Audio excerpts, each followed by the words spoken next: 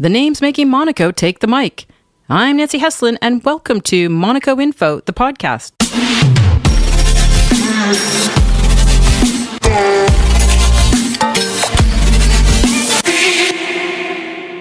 Our guest today is the creative genius behind not one, but two children's animated blockbuster series, Paw Patrol and Bob the Builder. He has created and produced an animated film on deforestation with none other than Leonardo DiCaprio, and the king of intellectual property has created a Monaco-inspired superstar cow. Yet his creative career almost never happened. Why? Because he may be the only person in the world who turned down a job with the creator of the Muppets, Jim Henson. But when he's not creative, you can find him in the ocean or on the golf course. Welcome, Keith Chapman. Hi, Nancy. Lovely to be here. Hi, Keith. Were you able to get a swim in before we started this morning? I've been trying to go all year. I go every winter, every month, whatever the temperature. I get in there. It's brilliant. I kind of feel fantastic when I get out. Makes me feel 10 years younger. I need it. You just started the cold water swimming year round, right? You haven't been doing it too long. No, I have been doing it. I've been doing it about 3 years. Has it really? Yeah, since I had a little bit of a problem with my lower back. The doctor said you need to stretch, and a really good thing for you is to get in the cold water. And so you go in Cap Dye, just around the corner. Cap Dye, yeah. We go practically every week, at least once a week. Have you noticed that for people that do open water swimming and cold water swimming like year round, there's this sort of like community of respect amongst the others on the beach? Yeah, you get some strange looks from people in the winter, certainly. There's a group of mad people that go down there every week. And you're one of them. I'm one of those mad people. But I also play golf up in the mountains, which is amazing as well. They've got this wonderful golf course, the Monte Carlo golf course. And I love the views from up there. I love playing. It doesn't matter how badly I play. I just love it up there.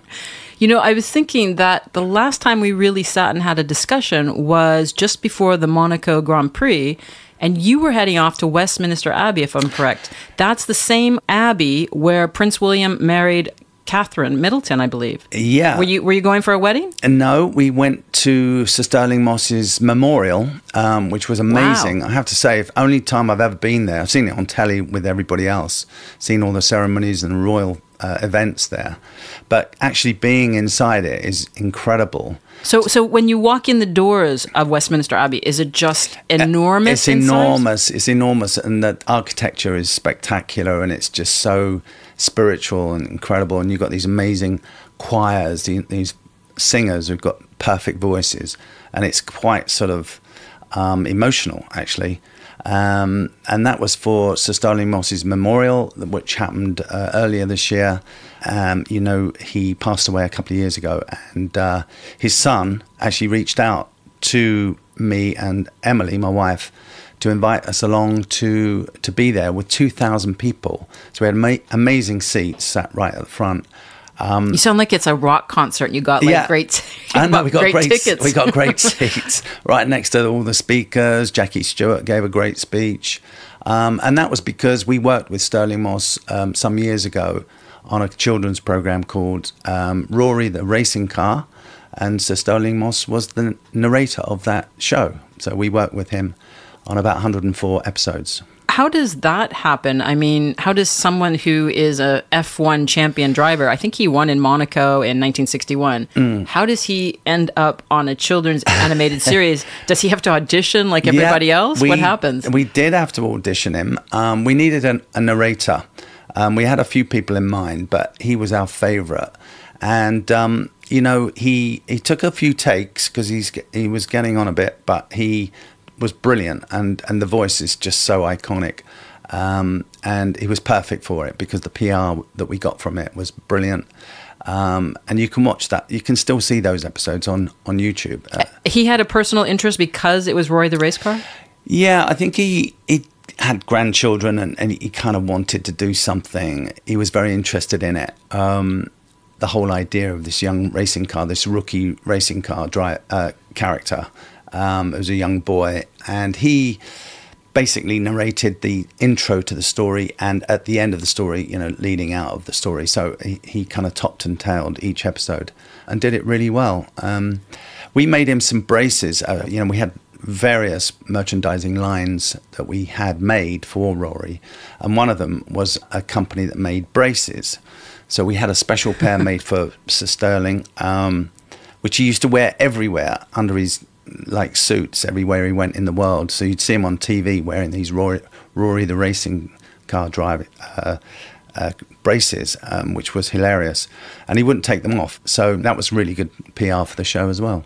So Rory came out before Bob the Builder, and for people listening, you may know Bob the Builder or Paw Patrol because they are huge blockbuster animated series for children.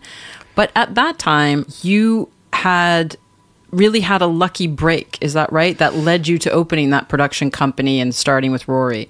What was your luckiest break in your career? Okay, so my lucky break was getting a job at Jim Henson. But you turned down that job, I thought.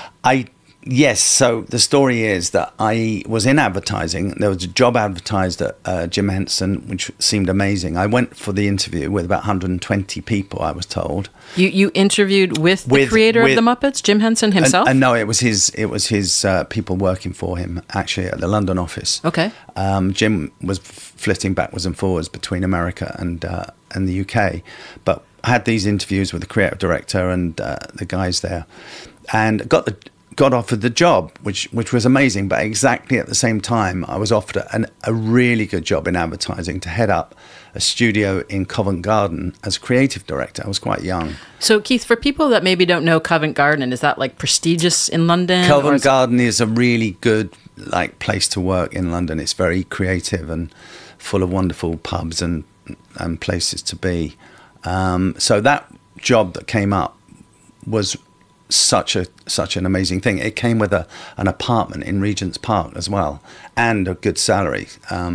So I had to weigh up these two jobs, and I took the advertising job.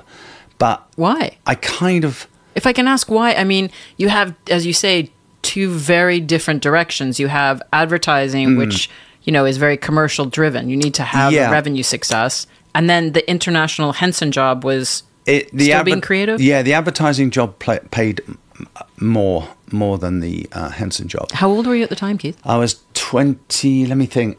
I kind of feel that I was in my 20s. Okay. It was 86, and I started work there and took the job in advertising because it paid more. It was a chance to work in Covent Garden. Advertising had been my thing, although, cartoons and characters and stuff was an interest to me that I used to do outside of work and to earn extra money. So I went into the advertising job, but kind of regretted it from day one. I always sort of thought, should I have taken that Henson job? A year later, my wife at the time, she went to a party randomly. It was a complete coincidence.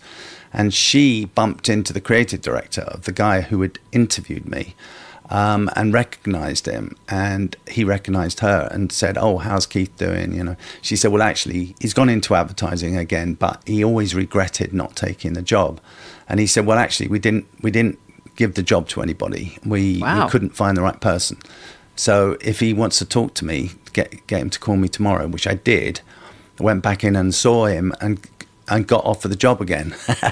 So you didn't have to weigh out the options. This time I was straight in, and I thought, right, this is it. I'm just taking this job, and that was the first lucky break. The second lucky break was actually working at Henson, meeting a guy called Peter Orton, who was the head guy at the Henson offices in London, and he was a kind of mentor for me as a young kind of creative working at Henson. He used to encourage me to sort of create my own stuff in my own spare time, which I started doing. And then when Peter sort of left Henson to start his own company called Hit Entertainment, years later, I was able to go and see him, phone him and say, "Look, I've got these ideas that I've been working on all these years. Do you want to have a look?" And he said, "Yeah, come on in." So before we go into how that actually unfolded between you and Peter, because that was a big break in your career for sure, what was it like being part of Jim Henson International and I mean, obviously, at some point you would have been on stage with the Muppets. You would have seen Kermit, Miss Piggy, Statler, and Waldorf. Like, I grew up with that generation with those two grumpy old men on a balcony. Were you on scene with them? I wasn't working on the sets. I wasn't a puppeteer. I was working more on the art and you know, in the art department. But I got a chance to go in to see them filming at the TV studios. So close up, you know, of the puppeteers, and actually, you know, all that comedy banter between the puppeteers, which was hilarious. And then also they had the Creature Workshop just around the corner. So I was able to go there and see them all, you know, build these incredible sort of life-size costumes for the monsters and the creatures. Wow. Going to the Pinewood and watching the movies being made, standing there on the set of The Labyrinth with right next to David Bowie, you know, all dressed up with this incredible set. So that was really exciting. Wait a second. So David Bowie, you're standing next to David Bowie. Yeah, my literal hero at the time. And were you able to speak to him at all or give him a nod like, hey, dude? I think I did say good morning, and that was about it. But really amazing looking bloke, you know, when you see him in real life. He's actually taller than I thought. They say that people like David Bowie or those real iconic superstars, even just standing next to them, you can feel their power and their presence. Yeah, I think with him, he had a sort of otherworldly kind of presence. Like, you know, his face, he had different coloured eyes. But when he was all dressed up in this amazing wig for The Labyrinth and had this incredible costume on, and he was on the set, this wonderful film set from that film, that was pretty awesome. So that gave me a taste for you know, TV and film and characters. But that's why I say, like, even with the Muppets, was there ever that feeling, because you would have grown up watching the Muppets? It was our favourite show at art college. I went to art college from 16 through to 24 years, and we used to rush home to watch the Muppets at that age. That's how much we liked it. So when you're, even if it was just a minimal amount of time, but when you actually see, like, Kermit, the puppeteers moving him around, does he come alive for you? Oh yeah, is it a moment? Completely comes alive with those puppeteers putting their magic into it. They make that stuffed thing suddenly completely become a character with a personality. It's extraordinary to watch. And when did you meet Jim Henson ever? Yeah, a lot. Yeah, he used to come up and see us, come and see what we were doing, ask us questions, and you know, he was kind of for me it was a bit like sort of Walt Disney, because I used to really love Disney films growing up. So to be there working for Jim, having watched his shows and being a massive fan of the Muppets, that was really special. And as someone like Jim Henson at that time, especially because the way we were able to watch things on TV and watch movies was much more limited now, where we watch Netflix and things. So people like that were really super creative. Do you know that when you're talking to him? Does he seem like he's different than the other person? Yeah, totally. Yeah, I mean, you know, visionaries and people like that, genius sort of creators, they do come across differently. You could just see it in everything he did. You know, the films, the Dark Crystal, the vision of that was extraordinary. So I wanted to kind of base myself on that. That rubbed off on me, and I wanted to create my own shows, which I was doing, sort of working outside of work and doodling and creating my own ideas. And I just want, as much as I liked working on those characters like Muppets, Muppet Babies, Fraggle Rock, I felt all the while I want to create my own characters to be world famous. Well, one day I want to create a world famous.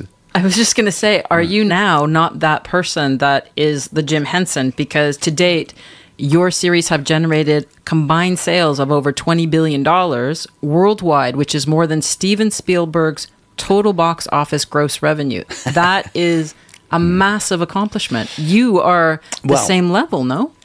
Yeah, so I suppose so in that sense when you look at it like that. But you know, that's a lot of people working. That's not me. That's not just me. That's a whole army of people, different, creative people, production people, licensing people, marketing people, directors. But they're still working around your ideas. Yeah, I suppose I've got to have the germ of an idea, which is what I'm good at. I suppose that's my thing. But once I've got that, then all these other people will come on board, and they kind of take that idea and turn it into a great one. Okay, so let's take one of your great ideas, Bob the Builder, because it was 25 years ago, if you can imagine, that Bob the Builder 25. aired on BBC. Yeah.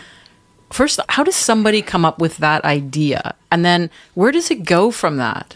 Well, that actually came from just, seeing a JCB, big yellow digger outside my flat in Wimbledon on my way to work, and sketching it, sitting there on the tube, doodling. You mean you walked out of your front door, you saw a building equipment, and you went on the subway and started just drawing that? Yeah. It's still in your head? Yeah, I just thought that character would be really cool with big eyes and a mouth, and what happens if he could talk, And then I thought, right, he needs some sort of other digger friends. Could be like young, mischievous kids working on a building site with a human character looking after them, a sort of father figure, which is where Bob came from. And then the next thing, I've got this kind of concept where, there's something in it. I just thought, well, construction industry is the biggest in the world. There must be an idea here, because kids love diggers and, bricks. It's sort of a natural, instinctive thing, construction in a child. So I just had a gut feeling it could be a very big idea. So at this point in your life, you're actually back working at an advertising agency, and you have this idea, so it's something you work on at night and read to your kids. Is that what happened? Yep. Sort of asking, because I had 3 boys, and asking them, what sort of story they want at night, and they invariably would ask for Bob the Builder. Really?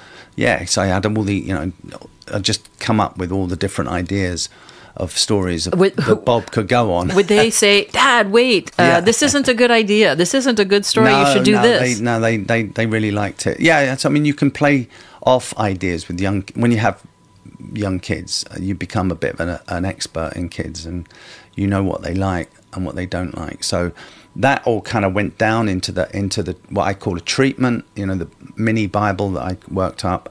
And then I pitched it, and of course I was able to take it to Peter Orton. Right. And your mentor. He immediately saw the potential and signed it up. Now, that took a few years, though. I mean, having that idea, walking outside your door and doodling. Yeah. Well, 84 first sketches, went in with it in 96, so 12 years later. Wow. And they picked it up, developed it, and it came on air on April 99. So one of the things I love is the theme song for Bob the Builder. Yeah, classic song written by Paul Joyce, songwriter, and that actually it was recorded by Neil Morrissey, who was a big comedy star in the UK at the time, and Neil had a decent voice and sang this really, really good song, and it was literally being danced at, with all the clubs. It became a sort of an iconic song. Yeah, all the nightclubs were dancing to it, and it became the #1 Christmas single in the year 2000. Bob the Builder? Bob the Builder. It was the biggest selling single of the year. Beat Westlife to the #1 slot.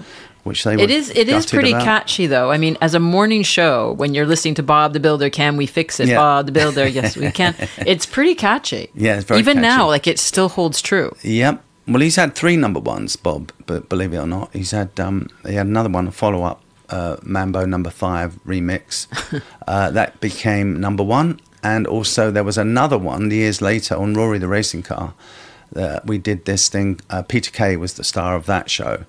The one with Sterling Moss in. Peter Kay is one of our top stand-up comics. And Peter had the idea of doing something for BBC's Children in Need, which is every year they have that, of an animated all-star band, getting all the iconic British characters over the last 25 years and bring them together as a sort of Band-Aid type thing, with a medley of songs from famous songs.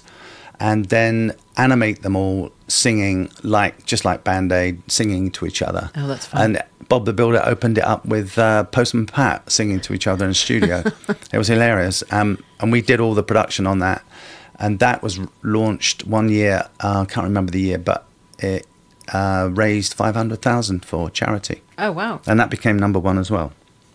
So as you're saying then, it takes a whole team of people to bring a show to life. So how important is something like the theme song? And are you part of like deciding whether that's good, or people auditioning for voices? Do you get to be a part of that? Yeah, when I'm staying on as a producer, I get a big say in that. But if I'm just selling an idea as a creator, so I'm assigning all the rights to a production company, they take all decisions, obviously. They do keep me informed, and obviously I'm consulting on the show, so I'm sort of being shown different musicians and which one do you like, and I'm asked opinions, but of course the final decisions, creative decisions, lie with the production companies, so they will take final decisions. But I try and sort of, I'm part of that creative process. But as a producer, if you stay on board and I'm in control of the IP, intellectual property, then of course you're making those decisions yourself. So Bob the Builder was a pretty big hit, right? And did it change you at all? Did your kids think, oh, my dad's really cool? Did you feel like, okay, or have you always been someone with your feet firmly on the ground? I just had a feeling at art college I was going to do something. I was quite determined I was going to be a success and have these famous characters. When it actually happened, and I got the call that Bob had been picked up by the BBC at a place called Cannes, down in Cannes at MIPCOM TV Festival, when Peter Orton pitched it to the BBC, and he phoned me directly afterwards to say, I think we've just got a commission from the BBC on Bob. And that was quite emotional, because I'd been really wanting it to happen. So that was a brilliant piece of news. And I just got lucky with that show being my first show, because that became it became the biggest preschool show. But did it change you? Yeah, it did financially. Yeah, because obviously you start getting royalty checks and stuff, and that was like crazy. And then we can move into a much bigger house. I didn't have to worry about paying off credit cards at the end of the month, which was the biggest eye opener. Everybody sort of pays off a little bit of their credit cards, but never the whole lot. So that was great. Did people that you grew up with start contacting you because they knew that you became somebody? No, but I got all my mates obviously got a lot of banter from people, especially builders, and everybody sort of calling each other Bob the Builder. So yeah, I got a few funny comments over the years, but I think it was quite nice. I did keep my feet on the ground, even though obviously the lifestyle changed completely. We were able to send the kids to private schools and, get a better car and a better house and go on nicer holidays. So that kind of did. But my ambition didn't change. I still, every day, was working on the next thing. I didn't stop. And the next big thing was? Well, the next big one after Bob, well, actually, there was a few that came before I got to Paw Patrol. I started at my own company. Fifi and the Flower Tots was the next show, which became the #1 girls show in the UK and sold all over the world. And then Rory the Racing Car, and then there was a couple of other shows that we took from other creators. Was Fifi one of the first shows that was more geared towards gender, like girls at the time? Yeah. Because I don't really remember boys or girl kind of themes. No, that was specifically designed for girls as a show, because the mums used to say to me in the playground, when my boys are at school, why don't you do something for girls? Because we don't have anything. And I specifically wanted an idea that was for girls. So Fifi came along as this little flower tot in this miniature world. Again, you can still see it on YouTube. And those brands now are all owned by DreamWorks. Can I ask you something before I mean, this is just going through my head, because you're talking about Bob the Builder as a success and a financial success. As somebody that is working in the creative community, I akin that to being a starving actor where they're, working at a restaurant by day, trying to get an acting gig, and then you get that first big paycheck. And do you ever feel like, okay, but I don't know how long this is going to last? How that payment, or like not worrying about paying off your credit cards, because it is a really different type of industry to work in. Yeah, I suppose at the back of my mind, you're always thinking this could all finish tomorrow. So the drive was always there for me to come up with the next one. I was always thinking about, what's the next one when Bob has run its course. And what was childhood like for you then growing up? Like, were you always aware of money as a kid, or what money could buy you, or the stability of money? I was always driven as a kid. I had 2 paper rounds, one in the morning in the dark, one after school, working in a shop at weekends. So I was always, I always had cash because our mum and dad didn't really give us anything. They didn't have anything to give. So all of us had to go out and earn our own money. So I had that drive from a young age. I remember you telling me a story about in school, and maybe you can correct me, but you learned the value of money because you drew a sketch for a teacher and she paid you with Malteser chocolates? Yeah. Oh, well, that was 7. Yeah, that was my first commission. My teacher wanted me to draw something that I'd just drawn, so I did a copy of it and she bought me a box of Maltesers. So that was my first commission. Then I started doing little cartoons for newspapers. I got some published at the age of 13. Wow. I won an art competition somewhere. RBAC, I got a certificate for that. I could write RBAC after my name. Tell listeners what that is. Well, everybody used to ask me, because it looks like Royal College of Art or something, But actually it was Ready Brek art competition. Ready Brek was a breakfast cereal. So I used to find that quite funny that, you could sort of pretend that you were a professor or something. And it was a Ready Brek art competition. So you always worked and had that sort of value of money, and that probably did keep you grounded. Yep. Throughout all your years. Yeah, it did. It did. I kept my feet on the ground. And to be honest, the family and friends that I'm surrounding myself with, they're not going to let you sort of get carried away anyway. They remind you? Yeah, they're always. Yeah. But family is really important to you. Yeah. Yeah, I've got like 1 brother, 3 sisters, so 5 of us, all growing up. So we're all close now. We see each other a couple of times a year. And do they see you differently? I think they're all really pleased for me because obviously I have to help them out all the time. But they kind of want me to keep going. There's no retirement in your future. While they're all retired. Yeah. So they go, keep going, come up with the next one while they're booking their next holiday. So the next one for you was Paw Patrol. Yep, Paw Patrol I created back in 2011 for Spin Master Toys, big toy company in Out of Toronto. Out of Toronto. That's my home base, yeah. Your neck of the woods. That was a brief that came my way from them. They knew me from the markets, and from Bob and Fifi and other shows. And they sent the brief out to me along with other creators and said, do you want to have a go at this? Around the world, if I understand. It was everywhere. There was about 10 different places. And I had this idea for a boys' action adventure show, and it had to have transforming technology, transforming emergency vehicles. Keith, sorry, when you say a brief, you mean they just give you a paragraph and they say this is what you need to come up with? Yeah, it's a couple of pages. Yeah, okay. And it's sort of a steer towards what sort of show they're looking for. It's got to have emergency vehicles in it because obviously they're a toy company. They've got to sell some police cars and fire engines.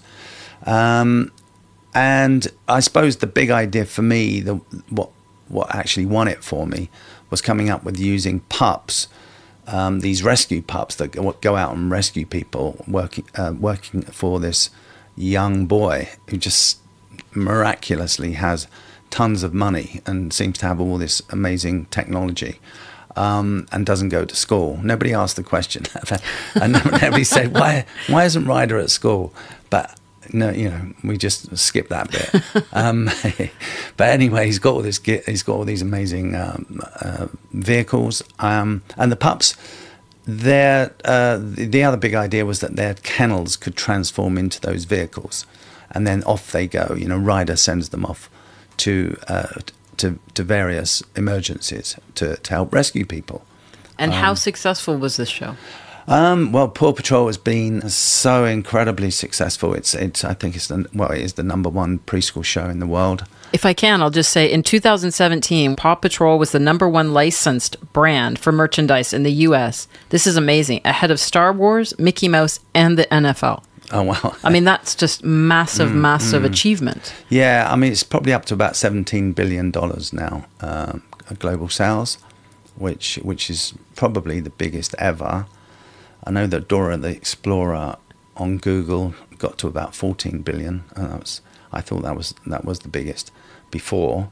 But anyway, you know, it's a great achievement. But the nice thing for me is that it's created a lot of jobs around the world. Thousands of people, you know, have jobs related to working on Paw Patrol. You know, in the licensing, merchandising, making the shows, the dubbing, the voice, the music, the movies. You know, it's a lot of people now. And do you have a big #1 fan in your young daughter? Yeah. So little Daisy, she's 6. She loved Paw Patrol, but she's kind of moved on a bit now. She's into more live action stuff and dancing and stuff now. But her friends don't find out who her dad is and say, your dad's related to the dogs in Paw Patrol? She's pretty good. She doesn't really go around saying it to anyone, but that's more likely to be probably my friends who sort of pull people up and say, oh, look, you know, do you know what he did? But Daisy's pretty good. She doesn't really say anything, but once people do find out, they tend to get quite interested, especially on holiday. You get. How do people find out if you're on holiday? Well, you know, you're talking to someone at the bar, and then of course you know the kids are playing with each other, and then you get naturally talking about, you know, where you're from and what you're doing, and then they invariably ask, well, what business are you in? I say, well, animation, kids animation. Oh, that's interesting. Anything that we might know. Well, yeah, Paw Patrol. And, oh my God, are you serious? You know, that's my daughter, that's my son's favourite show. And of course they go and grab all their kids and all their cousins around the pool and bring them over. And do they want free stuff? Well, they usually want photos and signatures on anything they can get, but which is fine. I don't mind that. No, I think you're a pretty gracious human being, so I would imagine you're good about that. When you create all of these characters, and like Bob the Builder's 25 years, and now Paw Patrol is over 10 years. Are these characters like your children? Or can you let it go once you're sort of, the deal is done and you're moving it? Because you have so many projects on the go all the time. Yeah, I tend to, my thing is about coming up with the ideas. So I don't allow myself to get too wrapped up in, oh, these are my children, you know. I like the way you just kind of did your little hands like that, my children. No, I don't get that obsessed. Other people do. I know creators that do, but I'm more philosophical about life. I just feel, well, yeah, it's a nice idea. Let's move on to the next one, you know, because for me, it's about cracking the idea. I think that's probably my advertising mind. Oh, I think it's because you bit into an electrical cord when you were 4 years old, right? Yeah. What was that story? Oh God, yeah. I was a bit of a nutter when I was young. So I don't know why, but I was about 3 or 4. I decided to chew through the big electric wire behind the TV, which blew up and shot me across the room. And I had these big black marks, looked like the Joker, you know. I think my mind's been buzzing ever since. I'm sure it has something to do with it. Well, one of your most recent creations then is this cow that's inspired by Monaco, from your time in Monaco. Mooney Moo. Mooney Moo, yeah. She's my first attempt at an NFT character, non-fungible token character, which I got involved with some friends of mine. Who are these crypto guys who worked in Monaco, and they said to me during one of the Grand Prix, actually, we're having a beer in a bar in Monaco. You were at Slammers, right? I was at Slammers, yeah. And they said, you should create an NFT, you know. I didn't really know much about it, and I said, well, yeah, I'll have a go. And I went home that night and actually got Daisy's felt pens out and created the Mooney Moo, which is this cow that becomes a supermodel. She's then becomes an actress and a singer. She has her own fashion line. She designs fashion. She's an influencer, but she's also a cow, walking cow on two legs. And it's basically about her world. She becomes a billionairess. I called her the Kim Kardashian of the animal world. So it's like a fly on the wall. And what would a life be like if you were a cow billionaire? So you have a cow, but now we go to an orangutan because you have this huge film coming out with Leonardo DiCaprio. Yeah, so Ozzy, O-Z-I, is the name of this character. She's this young orangutan who saves her rainforest world from destruction through deforestation in the rainforest. And it's very traumatic, the story. She's separated from her parents at birth and brought up in an orphanage where she learns sign language and then develops into technology and working with laptops, and she starts making her own films and sending them out into the world and being interviewed by TV stations outside the orphanage around the world, and has a following, so she becomes an influencer. We see her in the orphanage growing up, and she becomes a teenager. Then she finds out her parents are alive, and she goes on this amazing journey to find her parents with a couple of the animal characters, her friends.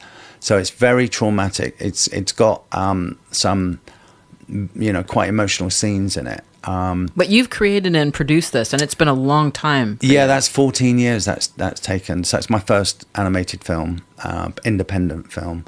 There have been films, obviously feature films, which Paw Patrol, for instance, have had a couple of animated movies. They're making one with Bob right now. But this is my first sort of personal project, independent film. So this brings you into a whole other realm, right? Because when you're sharing your name on the screen with Leonardo DiCaprio, does that not give you a little bit more credence in another part of the world or in another industry? Yeah. I mean, the journey has been a long one with Ozzy. We managed to get Mike Medavoy on board, legendary Hollywood producer. He's just produced so many films, all iconic films, the ones we grew up with. He's quite a legend there, and he knew Leo, sent Leo the concept. He loved it, came on board with Appian Way, his company, and they've been supporting it, hoping that we could get it away and find the funds. And the technology in this is amazing, right? Yeah, we had it all animated through this wonderful company in Paris. They're called Mikros, Mikros. Fabulous animation company who have also got a studio in Bangalore in India, and hundreds of animators made this film. We had music written specially by Indonesian composer and a British composer who have done the most wonderful score. Diane Warren, America's iconic songwriter, who's had 14 #1 nominations for best song for an Oscar. She's written the theme tune. That's coming out in a couple of weeks. Well, you've just shared the trailer recently. When you saw that trailer, for people that are listening, I mean, we all can watch a video or something on YouTube and go, oh, here's a trailer for an upcoming movie. For you watching this, and I've seen it, what goes through your head when you see the quality of that animation? Yeah, I mean, it's better than I could ever have dreamed of. The brief was, look, I really want to go back to the classic Disney films like Bambi, those beautiful brushstroke backgrounds that they managed to achieve back then, which is very different from the sort of more hard computer sort of generated movies that you see these days. I wanted almost like an piece of art that you could freeze frame it anywhere in the film, and you'd want that as a poster on your wall. And that was the brief to the animators, and they sort of really went into it, and they put the most incredible talented animators on it, and it became like a passion project for them. They put over and above their hours into it to make this film for the budget, because we had a relatively low budget compared to the big Hollywood 100 million animated films that they make. So we managed to make this film and when you see it, you'll see what I mean. I mean, it's really quite something. Well, you have amazing big name stars that have come on, like Donald Sutherland, Laura Dern, RuPaul, that have come on, and I think they came on even for like sort of like a reduced rate because it's money going to charity. Yeah, I think so. They got interested, obviously. Once Leo was on board, once we had that name, that made it a lot easier to find the funds to make it and to attract the big talent. They were more willing to, and they're all kind of into the environment, so they're going to do something, or they've got kids. Because money is going to the orangutan. Some of the profits are going to go to an actual charity, the International Animal Rescue, who are actually running an orphanage in the rainforest. So that actually is almost depicted in the film. So yeah, that would be really cool that they get. So we can actually see some real benefit from the film. So when people go and watch it, they feel that they're doing some good. It's coming to France. I kind of think it's coming next year, which seems a long way away. I know that the US is launching in November, so eventually everybody will get to see it. One of the things I always laugh at, because we've known each other for several years, and sometimes when we're having coffee, I'm like, why are we friends? Because sometimes when we're having something, you'll say, oh yeah, Laura Dern was just here in Monaco and we were having lunch, or, Princess Beatrice, or they were just here and we took them to lunch. And I'm like, how do you know all these people? Because you're not this flashy guy and you live under the radar because it's not your face that's out there. It's your creativity. Yeah. But you just have like all of these fantastic connections. Yeah. It was actually Princess Eugenie. Excuse me. Not the wrong sister, but anyway. Yeah. It was a 50-50 chance. No, she's lovely, by the way. She's very nice. Even something like that, she would come into Monaco. Nobody knows she's here, and yet you're taking her to lunch.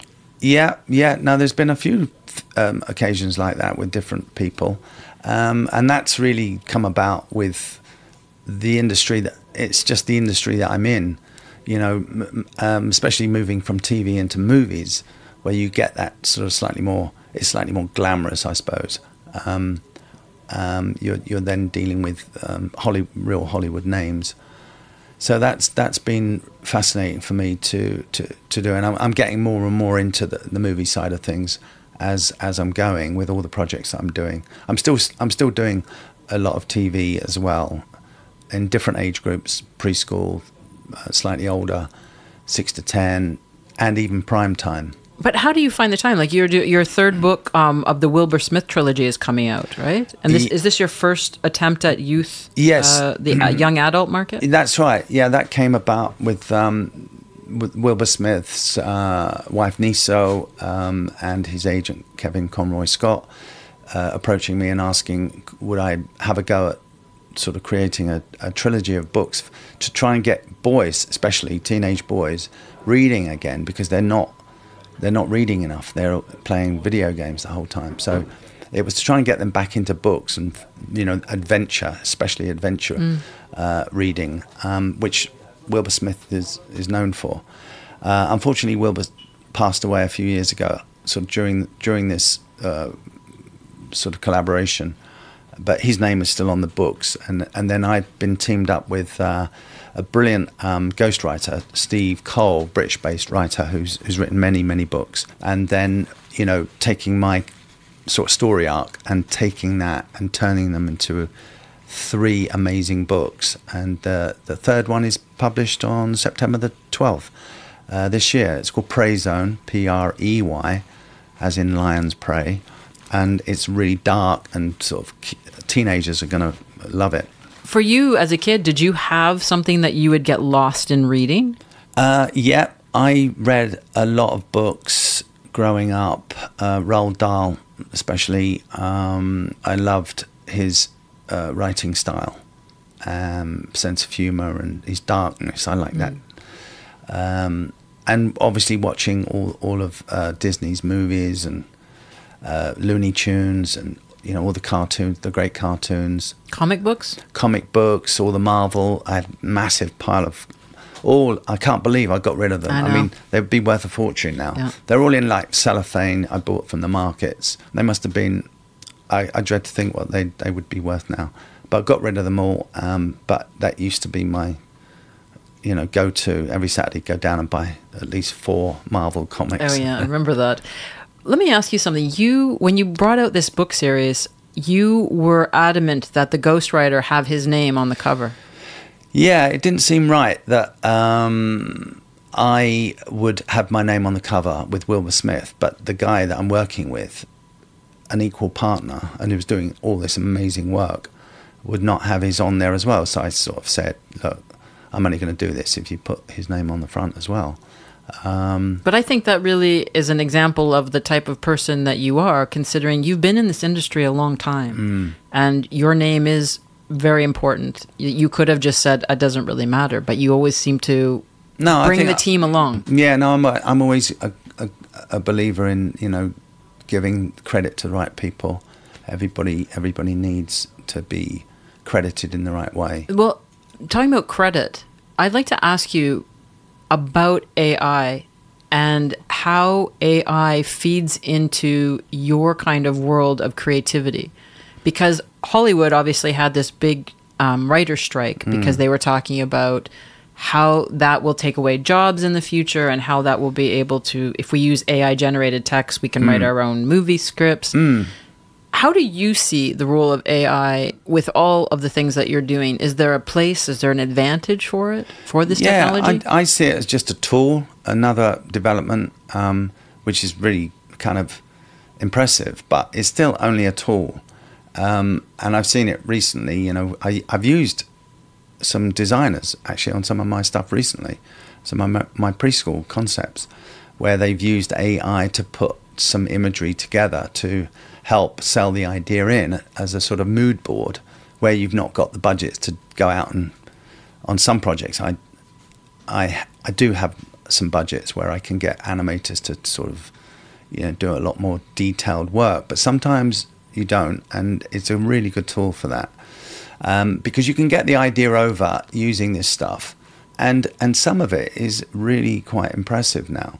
But I think it's only, you've still got to have the concept, you've still got to crack an idea, and AI I think is a pretty good tool for a designer to utilize to help put together something, to pitch an idea. I know that they're using it more for writing now, and that remains to be seen whether it could ever get to the levels of what the human mind can, with the quirkiness of a Do you think someone can replace me sitting here, Keith? I think that it'll be just some robot asking you questions about chewing into a cord? In the future, I suppose that they will. They'll have robotic sort of, people making coffee and coming in and interviewing people, and you wouldn't. Not if I can help it. Yeah, but then I don't know. That's not a world. That's not a kind of nice world to think that we're all going to be out of a job. No, I think that we'll always need the spark of the human mind to really come up with stuff which is totally original. I love that, the spark of human mind. Well, listen, in 2017, you came to Monaco with your family. Why Monaco? Well, I knew the area. I knew the South of France well. We used to have a villa in Menton, overlooking Garavan Beach, which so we've been coming here a long time. I didn't know that. And I've got my family here. I've got my sister here with all my nephews and nieces, and they all work in Monaco. So I kind of knew it. And when it was off, the opportunity came along to spend a little time here and experience this lifestyle, I thought, yeah, why not? It sounds like a really good thing to do. You love it here. I love it. I mean, it's been amazing. I would tell anybody to come here. It's fantastic. I mean, other than the obvious reasons that somebody comes and sets up in Monaco, what is it for you that you love about it? What do you do here that you find a network that's different maybe than being back in the UK?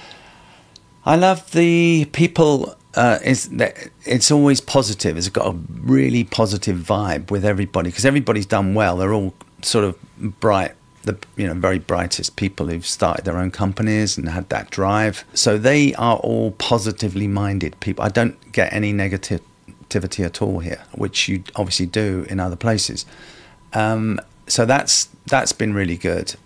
Creatively minded people. Are they connected? Ambitious Are they people. well connected in a different way? Yeah, they're all well connected. Yeah, so you can reach people, the sort of people you want. to connect with. But also great fun. Nobody, I've not met any complete idiots, but I'm sure there are some. I appreciate that, Keith. Thanks. Especially not you, Nancy. No, I think it's been wonderful. It's the safest place in the world. I know there's the odd once in a blue moon thing going on, but you don't really hear about it. But it doesn't really affect the normal people who live here. Yeah, we won't talk about your car. Being written off by one of the valet guys, but that was once in a blue moon. I don't think it ever happened, but it had to happen to me because those sorts of things do happen to me. Do you want to just explain what we're talking about to somebody? Just briefly dropped my car off at a restaurant one night. In Monaco? In Monaco. Gave the keys to the valet guy, sat down, got a tap on the shoulder 10 minutes later from the manager who was looking very nervous, and I had to go outside and speak to a policeman who then told me that the valet guy had written our car off, parking the car. Spectacularly. Literally the wheels came off, and I think somebody had a video of it. They were showing you saying, "Hey, did you see this car on fire?" Yeah. So that was interesting. I had to go back to the table, and they all said, "Well, what was all that about?" So I said, "Well, let's put it this way: we've got to get a taxi home tonight. So let's just have another bottle of wine." So that was quite the moral. There is a moral of this story, though, is there not? To check your car insurance about somebody driving it? That's true. Yeah, I found that the insurance was null and void because you'd given the keys to a drunk driver. This guy had been drinking all day. He was a valet driver. Yes, he'd been drinking. Got done. He ran away. He got rugby tackled by the police and taken in and breathalyzed, and he was completely smashed. But because I'd given the keys to him, that made the insurance null and void. So be careful who you give your keys to. Yeah. It made it a little difficult when you had an interim car, a small car, to get your golf clubs in the back to go off golfing. But you have really embraced a lot of things here. You've got involved in the golf community. I think you have a group of friends over at the yacht club, and that you're very into your food and wine. Epicurean Society, that's been amazing. A friend of mine, Thomas, who set that up with his buddies, and they go off to the most amazing restaurants and drink the most incredible wine. That's the whole point of it.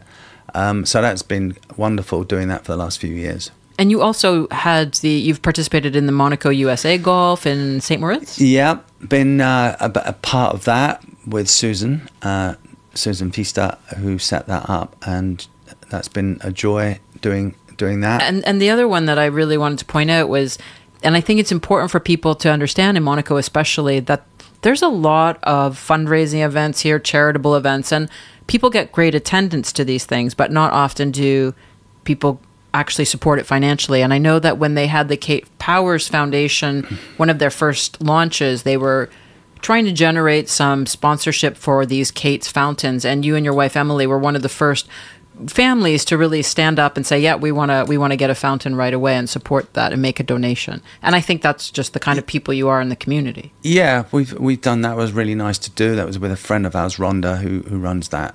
So yeah, I've done a few of those, but now the time has come, Keith, and you are leaving Monaco. I know, I can't believe it. So I'm gutted, but we've got to go.